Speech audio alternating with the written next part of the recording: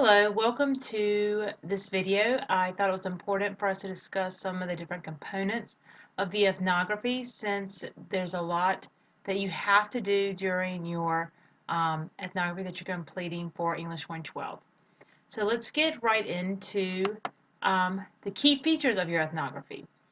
You will notice that there are 9 different sections of your ethnography, and the first is the title page, and I will show you in a later video how to create the title page and set up all this formatting to make it much easier on yourself. You also have to have an abstract, an introduction, a literature review, methods, results, conclusions, reference page, and appendix. Those are the 9 key sections you will need. You will notice that the title page and abstract, reference page, and appendix are bold in blue.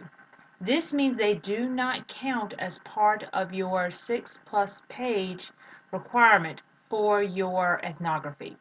The title page and abstract, reference page, and appendix or appendices are all separate pages as well. They will not, your introduction will not follow right after the abstract as it would in a normal essay. And we'll discuss a little bit of the formatting as we go along. So those are the key features, and we'll go into a little bit more in depth about them as we go. So a key guide to writing your report, which is with your ethnography, is to research your topic.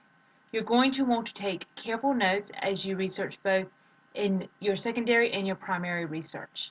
So let's stop right there for a second. Secondary research is your literature review. Those are the articles that you found about your topic, and you will go and you will explore them.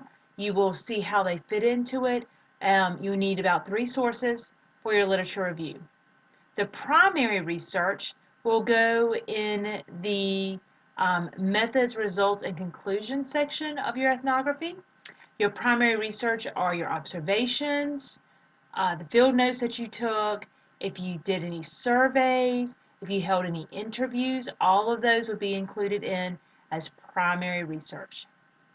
I strongly recommend that you write one section at a time because this is a very large project, much larger than most of you are familiar with or comfortable with or have done in the past.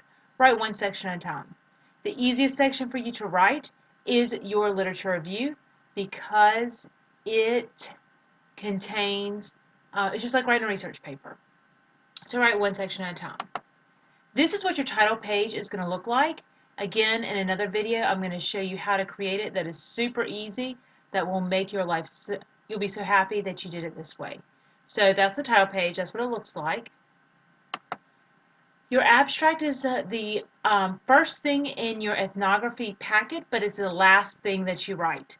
It is 100 to 120 words in length, and it is a complete summary of your entire ethnography. If you don't know really what to do, I've listed some questions on this slide. This PowerPoint is available to you in Moodle, so you can go and see it, but it's just very helpful for you to kind of see. But the abstract is the very last thing that you write. Your introduction is just like any introduction you have in an essay. It introduces your topic. We are discussing social sciences now, and so they tend to talk in terms of hypothesis instead of thesis. A hypothesis is your guess of what's going to happen. So what did you think was going to be your field research experience? That is your hypothesis. Now, you have to have a centralized theme, which is your thesis or hypothesis.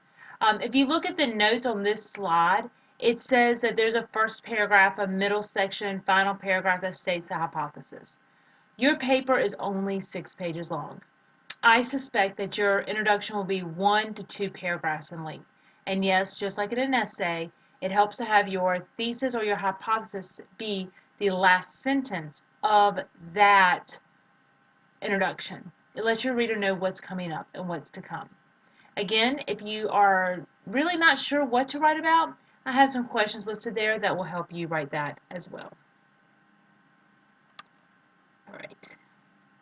The literature review is the second aspect of your paper, and in the literature review, it is written like a standalone report. This VCU guide to writing, which you can click on, gives you tips and hints to help you with your writing your literature review. Let's see if I can pull it up real quickly. The literature review is a report. It lets your reader know what the outstanding information is about your particular topic. It allows you to show that this is a worthwhile topic, that people are discussing it and are writing about it. So if you go through, you can kind of see what VCU has done to help their students write literature reviews, and you can go through and look at these links and it'll help you as well. Use the resources that I include in all of your PowerPoints because they are designed to help you. Again, the literature review allows your reader to see, hey, this is a worthwhile topic. So for example, I had a student this summer who did her observation about managers at a swimming pool. She was a lifeguard. And so her literature review focused on not life managers of swimming pools. Her literature review focused on managerial styles. So how are the different managerial styles? Laissez-faire, hands-off, dictatorship, democratic. There are lots of different managerial styles. So her literature review composed of the managerial styles. And then in her conclusion section, which we'll get to in a minute, compared what she observed at her swimming pool that she was a lifeguard at with what the research said. And she drew conclusions about that data. So that's something that you can do. All right. The next is your methods, results, and discussion section. So again, Purdue OWL is one of those websites that if you ever have a question about writing, go to Purdue OWL. They have got something for you. So what do you include in your methods section? Right here you would include the participants. So describe and discuss who you observed. All right. Discuss their gender breakdown, their race breakdown, their age breakdown. If socioeconomic breakdown is important to you, do that. Apparatus and materials. Well, most of your apparatus and material will be, say, pen and paper. You may have conducted surveys, things of that nature. And then your procedure, all right, which is a step-by-step of how you did your observations in your experiment. So that is the method section. The second section is the results. And so then you organize, you look at all the data you collected, and you organize it and see what is the best way to present it. Again, this is a great website that gives you some really good ideas of how to do that. The discussion section. This is where you talk about the results, you wrap up, you're telling your story, you interpret your findings. I really want you to evaluate how what you found either supports or refutes what the outside research said in your literature review. And you can go through there and see what Purdue OWL suggests. So each of these is a separate section. So you'd have a methods section, a results section, and a discussion section.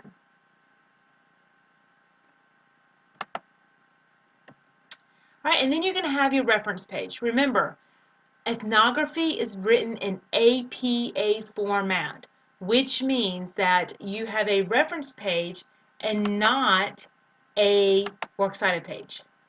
The reference page is set up just like it was in MLA. It's Times New Roman 12-point font, it's double spaced, it's hanging indents, but it looks a little different. So let me see if I can find a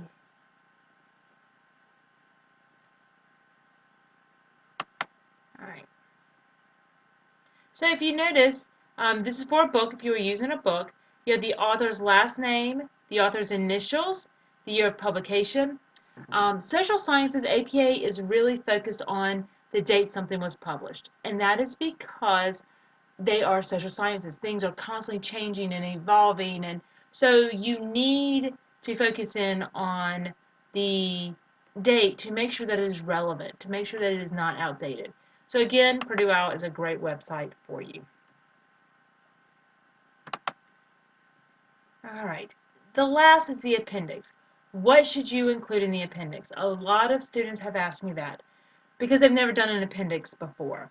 So what you need to include in the appendix, you need to include all of your field research notes.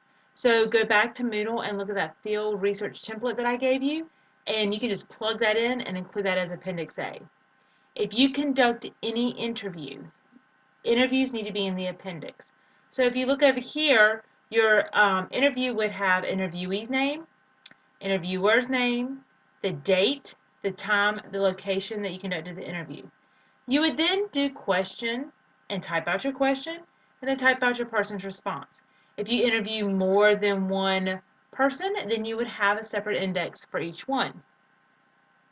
If you conduct a survey, you would need to list your survey questions, and in some sort of chart or bar graph form, you would also include the results, and this is where your data is collected from. Appendixes in reports are to be used for anything that helps add to your paper to give additional information. You include your field research, your interviews, and your survey questions because I can't go to a source and see if you have interpreted them correctly, but I can go to your appendix and see if you've interpreted your appendix correctly. So, I hope that this little tutorial was helpful to you in discussing the components of the ethnography, and is important for you to take it step by step and for you to look at things a little bit more in depth. This is not a project you've written before, so I wanted to make sure that you kind of had an idea, a little bit more explanation than just reading a PowerPoint.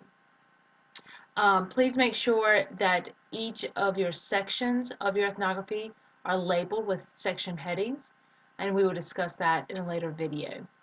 I hope this was helpful. If you have any questions or concerns, feel free to email me and I will distribute them to the class. Thank you for taking the time to watch this video.